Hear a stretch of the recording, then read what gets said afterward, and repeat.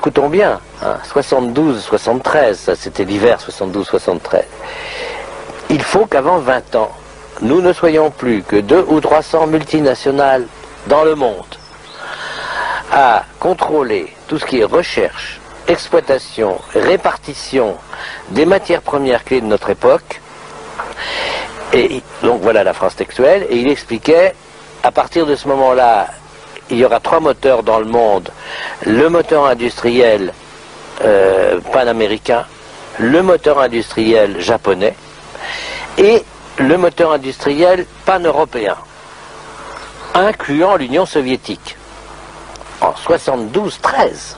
Et l'année d'après, donc, naît la trilatérale, qui était donc 3 moteurs industriels drainant derrière eux, à partir de 3 grands ensembles économiques, tout ce qui n'était pas multinational. Ils disaient même dans leur texte que toutes les petites et moyennes entreprises de nos pays deviendraient des sous-traitants, donc aux ordres. Voilà en gros, si vous voulez, je crois ce qu'il faut que les gens sachent, c'est qu'on est manipulé par des gens qui ont tout en main parce qu'ils ont les leviers économiques et monétaires qui sont beaucoup moins frappants pour le public, qui ne comprend rien aux histoires monétaires, par exemple, que si c'était une affaire purement politique. Non, c'est technocratique, c'est monétaire, c'est financier, c'est la grande coulisse mondiale.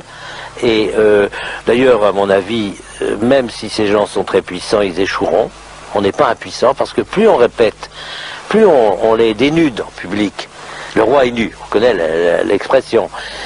Plus ils sont gênés parce que il y a eu une époque, il y a 20 ou 30 ans, où c'était un peu trop tôt, quelques confrères et moi, où on parlait de ça.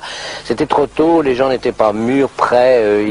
Maintenant, tout le monde sent qu'il y a quelque part ce que j'appellerais vulgairement un truc. Ce qui explique que les Français, qu'on croyait endormis, se réveillent tout d'un coup quand il y a une discussion autour d'une chose comme Maastricht, parce qu'ils sentent instinctivement qu'il y a quelque chose qui est truqué dans la coulisse. Ils voudraient savoir. Les dés sont pipés.